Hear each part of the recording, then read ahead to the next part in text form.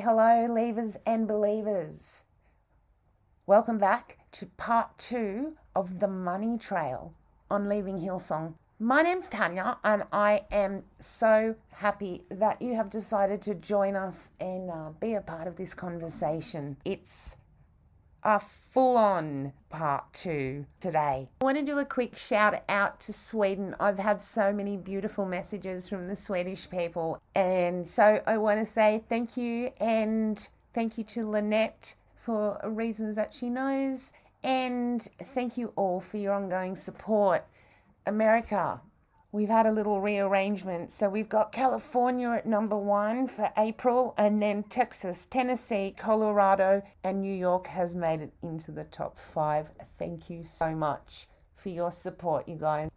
Now, you already heard in part 1 about how Carl Lentz's father was really instrumental in setting up the companies that have made Hillsong so prolific and so untouchable.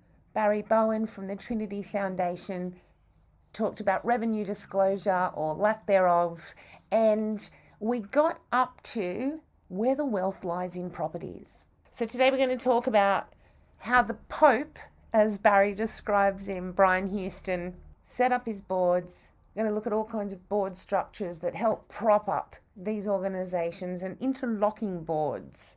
We're going to talk about copyrights, revenue streams, music streams, various income streams, property searches, you name it, and a little chat about merchandise. So grab your Form 990, and here's part 2 of the money trail with Barry Bowen. Yes, it's very deliberate that they've chosen limited liability companies. Stephen Lentz, Carl Lentz's father, he wrote a book, The Business of Church. Oh, wow. And in that book, he described why people should, a pastor should use a limited liability company for his church. One of the most popular methods of using these companies is as property holding companies. Okay. So in Arizona, in the United States, there was a church, Hillsong Phoenix, and the property of the church was owned by PHX Property Holdings LLC. Okay. So the church is one limited liability company and the property is another. So if you sue the church, you can't take the property away. Wow. Okay. So because they can then set up these companies, do what they like, and they know that there's no real long-term consequence. Well, it can be long-term consequence, but by limiting the liability, they'll lose less money. That's the financial advantage. But the big problem is when you set up these limited liability companies, you're actually reducing accountability. And some of these people don't want the accountability. They operate the church as their piggy bank. It's their kingdom. Assemblies of God and other denominations, religious organizations use sometimes reversion clauses. So when a church joins the denomination, so a church would join the Assemblies of God, there's a reversion clause that if they decide to leave the denomination, the property stays with the Assemblies of God. So if you can find old articles of incorporation for some of the Assembly of God churches, you'll find that kind of language. Lentz Sr. set this up in Hillsong in 2010, you're saying? Well, the church was set up as a limited liability company, and there is so little information there. It's not transparent. It's like typically a nonprofit is not owned by anyone. Okay. It's not supposed to be anyway. But in reality, sometimes they operate like they are. Who do boards answer to? Do they actually answer to the elders? And if there aren't any now, what? And that has happened a lot in televangelist churches across America. Perfect example is Benny Hinn. Years ago, he had a church in Florida, and originally it was an Assemblies of God church. He left the denomination. At one time, the members had a say in how the money was spent. He changed it so that the board made all decisions. You look at other churches that have done this. Ed Young's Jr., his church left the Southern Baptist Convention, and his church, they placed the primary decision making into the board as well. So, and it's a common practice in the U.S., unfortunately. But there are a number of different church governance models. There's one model that's called a corporation sole. And in a corporation sole, the organization has only one member. So you could technically, a pastor could have a church and he's the only member. He makes all decisions. Well, from my understanding, that's what Brian kind of did with his global board in the end. And he was chairman of the board that he answers to. Well, the way I look at Brian Houston was that he was the Pope of Hillsong. Yeah, totally. And I say that because he was recognized as the primary spiritual leader of the organization. He was the global pastor of Hillsong. Generally, you don't see that in other Protestant denominations. He has a board, and one of the problems that occurs in some of these boards is that they're far away from the churches they're providing oversight to. So how can they provide proper oversight and they don't even know most of the members, don't even interact with them? Hear about the problems in the local church. I mean, I could just argue that because we see board members come and go around the world in Hillsong. Someone might just pop up in London to help make a decision and then, resign and go back to their country of origin.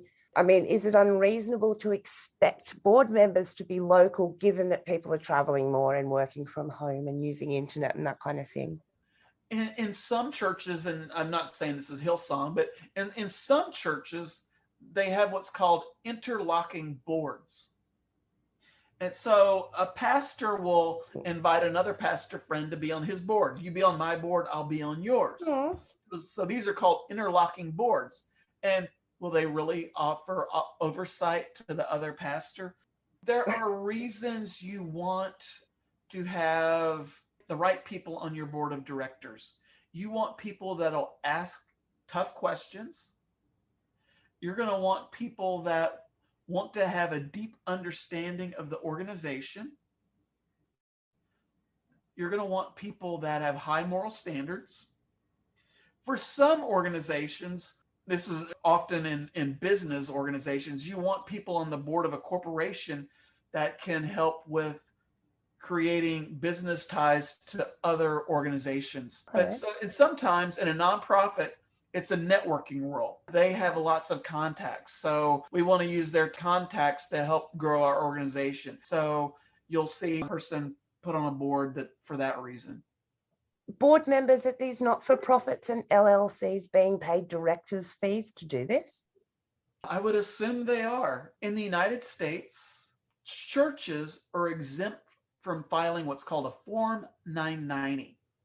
Other nonprofits have to file this form, but not churches, not synagogues, not mosques. On a Form 990, it discloses total revenue, total expenses. There's a breakdown of revenue page, and it'll show if the money's coming in as donations, if it's certain fundraising, if it's government grants. There's a statement of expenses page, and it'll report how much is being paid to board members. It'll include travel expenses. So the ministry or church owned a jet, those expenses would be on there. Legal expenses, if you're paying attorneys for a lot of lawsuits or defending yourselves, that would show up on there as well. But Hillsong in the United States is not required to file these documents. So we don't have a good idea of where the money's going. The one thing we can really track is property. We can do property searches, and if we know the names of all the companies and we're able to find them all, then we can put together an idea of what Hillsong's physical property is in the United States. Hillsong has other property. They have intellectual property, and that would be their music, their copyright, publishing. Then there is other assets that we don't know about, and this would also be reported on a 990. Investment income. So For example, Hillsong could have hundreds of millions of dollars in investment, but we don't know, they don't disclose it if they do. A business associate of mine said to me the other day, Brian Houston is ferociously wealthy. And, when I thought about that, and he comes across as just this average guy. And we know it's all an act. It's a very successful act. But, his background isn't in finance either. So he would have had to have some, really good advisors and financial investors. And so I started wondering, like, wow, this must be just way more extensive than we've even considered. What are you finding? Well, you look at his board of directors, global board. That answers your question right there. How so? Sorry, I mean, doesn't everybody have their son on the board of the director of their global board? Not always. What? How does that relate? Sorry, like, how does that show me anything? I'm not good at pronouncing certain people's names, but Hillsong Agajanian. And Hillsong has another person that oversees their property, global properties. Hillsong has got a lot of business experience. They tapped into knowledgeable people that have run successful businesses to run their global operations like a business. There's a Bible verse in 2 Peter 2, verse 3. When you read that verse in the King James Version of the Bible, it says about false teachers that they will make merchandise of you. The concept here is that they're turning the church into a marketplace, a business. Jesus throwing out the money changers in the temple. Well, what was going on when Jesus did that was that people would go to the temple to offer sacrifices. Well, some of these people were from out of town. They couldn't bring an animal to be sacrificed with them, so they would buy one at the temple. Okay. And so the temple had become a marketplace. And Jesus was rebelling against that when he threw them out. Would Jesus throw Brian Houston out of the church for his prosperity gospel? I think he would. It's really evolved into something so grotesque. I think, that's pretty clear at this point for people, especially when, a lot of people don't have that to give. So where does Hillsong have property around the US? And I wonder how much we don't know about. Hillsong has, I think, 3 condos in New York City. That's nice. I think they're in Manhattan. I was not able to determine how much they're worth. Hillsong rents theaters often for their church meets. Mm-hmm. So they don't necessarily own a property in some of these large cities. So that also can throw people off, because you're thinking, oh, they have a church building. Well, they just rent a theater for Sunday. Okay. The most property identified was in Arizona. Oh. And this was in Maricopa County, Arizona. For people that live in Australia, the United States, the country, is got states that's equivalent of a province in Australia. Oh, we have states. Yeah, we got our states. We all have states? Okay, yeah. I didn't know what they're called there. Okay, so in the United States, we have states, and then the states are broken down into what are called counties. And Maricopa County is where the cities Phoenix and Mesa are located. Hillsong has churches in these 2 cities, or did, mm-hmm. and they had a university there, Hillsong College. Yes. When I looked in the county property assessor website to search, I discovered 31 property listings. And from what I learned today, a large number of these property listings are small tracts of land. Okay. And what happened is they needed multiple tracts of land to build the large buildings. They needed multiple tracts of land for the parking lots. So when you say 31 properties, that maybe is overstating it. I mean, it's technically true, but they have some vacant lots as well. So maybe they had land for further expansion, but you've got millions of dollars worth of property there in Arizona. Another place where I found property was in California. Newport Beach. It's a small community city not that far from Los Angeles. And it's where the wealthy of the wealthy in California live. It's one of their wealthy communities. And there is a home there that is registered to a company, I think it's HC Property Holdings, LLC. HC would be Hillsong Church. I searched and discovered, I think it was over 10 companies or nonprofits, LLCs, registered to that address. One of the managers is an attorney, Jeffrey Coombs. He works, or years ago worked for, in the same law firm as Stephen Lentz. Oh. Yeah, we're connecting the dots. Yeah, back to the beginning. That's okay. Okay. Yes. So this house in Newport Beach, California, worth over $3.5 million. It's a house with 12 companies registered to it. I'm sure it's over 10. We can't find out who or what lives there, I guess. That's the thing. I know who lives there. It's possible that if Brian Houston were to visit California, he would stay there. I really don't know. Right.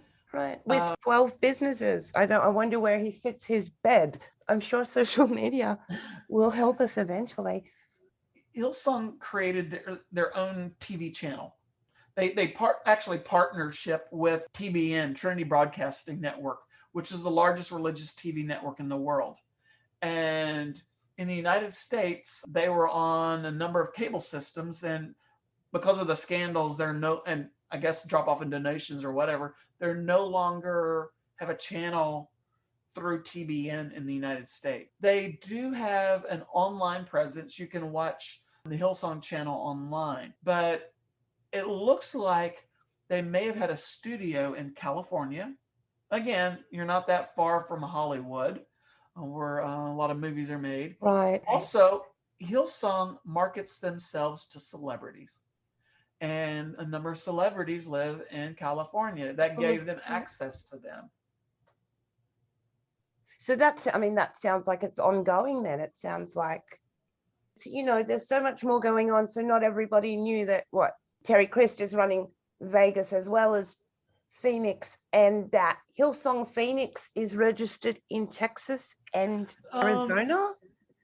That is one of those weird things. Laura Lange is the attorney, if I recall correctly, that registered one of those limited liability companies. She works in a law firm, Brewer, Lange, and Veatch.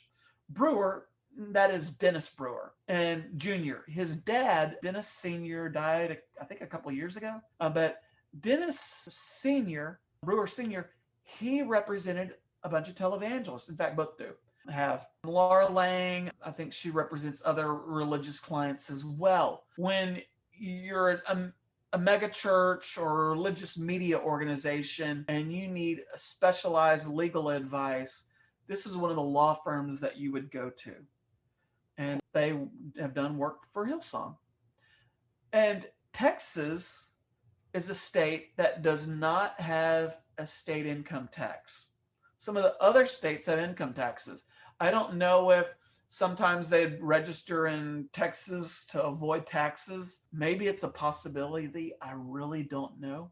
I just wonder how many other kind of anomalies they have there, because he's listed as the president of Hillsong Church there.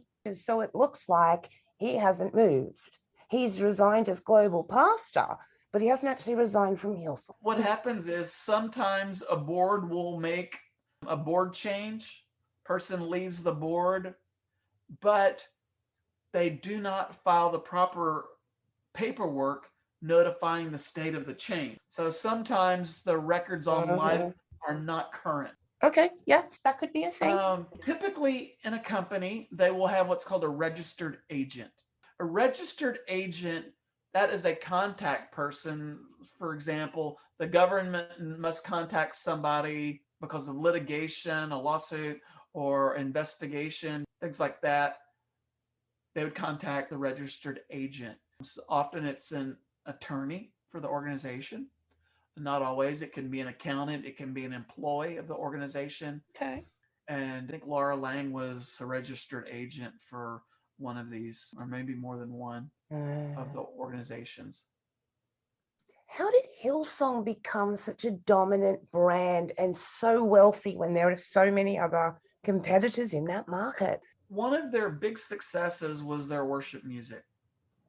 A lot of people don't know this, but churches pay various companies to sing songs. There are performance rights, there's copyright, there's all kinds of different rights, and there are companies that manage these rights. There's church music licensing companies. So Hillsong's music is sung in thousands of churches. Well, they get money through the licensing of those songs. Hillsong music, well, the songs play on Christian radio, and the radio stations and streaming platforms pay royalties, and that adds up as well. Yes. Hillsong, one of their LLCs, one of their limited liability companies, is Hillsong Events. And I'm not sure the purpose of that, but I would assume that they would be selling tickets for Hillsong concerts. There's, I think, a Hillsong LLC, Hillsong Music. There was Hillsong Television, for example. Some of those are registered in California. So, I mean, music isn't just record sales anymore and radio plays. Hey, it's a big income stream. Hillsong, their worship teams would go on concert tours, and they would sell various products. Hillsong shirts, for example. Merchandise. There's a lot of merchandising. But in that book I mentioned earlier, The Business of Church, Stephen Lentz describes copyright. For example, when a pastor preaches a sermon, when I was growing up in the church that I grew up in, if a person wanted to get a recording of the sermon, they'd just pay the church maybe $2 and they'd get a cassette tape of the sermon. And the money went back to the church. They weren't really trying to make money off of it. They were just covering their expense for the cassette or CD. But for a lot of preachers now, they want to make money from that. And they want that to be their intellectual property, the churches. And so in his book, he describes how a pastor can own the copyright of their sermon. It's their intellectual property, and then they license it to the church. Wow. So, I mean, because they all copy each other's material anyway, so I wonder where that originates. I've seen on several websites where it says that Hillsong has sold over 20 million albums. If you made a profit of $2 per album, that's $40 million. We had not even taken into account the concert tours and the licensing revenue. Hillsong has conferences, and I'm sure those conferences attract a lot of money. I wonder what the potential for the growth is now with streaming services as well. And I got sent this morning, Joel Houston has signed with an app to do bedtime stories, or it's called Glorify. I think it's a Christian app. Tell you a bedtime story or something, because there's not enough money. It's music, events. What kind of a hit do you think they'll take now that TBN has dropped them? Donations, their TV channel. Also, maybe there were people, I never watched Hillsong channel, but maybe some preachers were paying for airtime to be on the channel. That I don't know. That's how TBN makes a lot of money, by the way. Okay. They pay them to, okay. I'm assuming there was a revenue sharing agreement between TBN and Hillsong when Hillsong had Hillsong channel. Before Hillsong channel, it was church channel, and TBN programmed it. What happened is Hillsong, they appeal to a younger demographic. Mm-hmm. They really do appeal to people in their teens and 20s, 30s.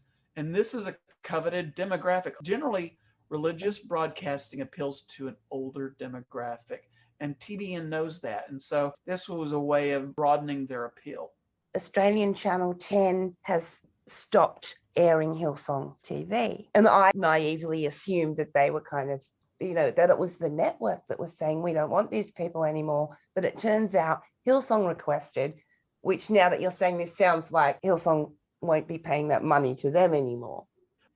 the religious world took a big hit, a lot of organizations, because of COVID. When COVID happened, you had fewer people attending, and especially had a role in Australia. Y'all had very strong lockdowns.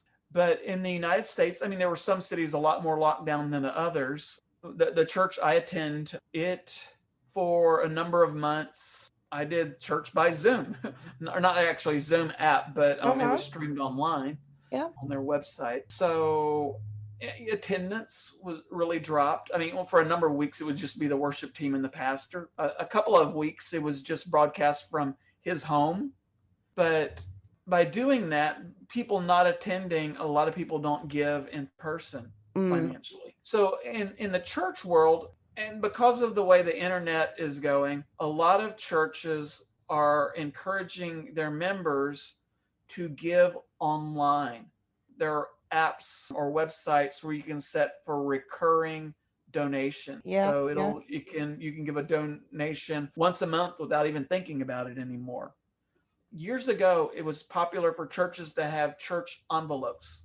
You'd put the money in an envelope and then put it in the offering plate. And you could check mark things on the envelope. You could check mark the building fund or missions if you wanted to go to missions, or maybe general fund, whatever expenses. If the money doesn't go for the purpose that's specified, that can be fraud. On an envelope where you mark it's for missions and it doesn't go to missions, that can be fraud. Oh wow, this stuff is just so good. And there's still another episode to go. So we're going to talk more about fraud tomorrow, and what Barry would do in case of the ultimate emergency. And it gets kind of real. So let's talk tomorrow. Keep leaving Hillsong. Bye.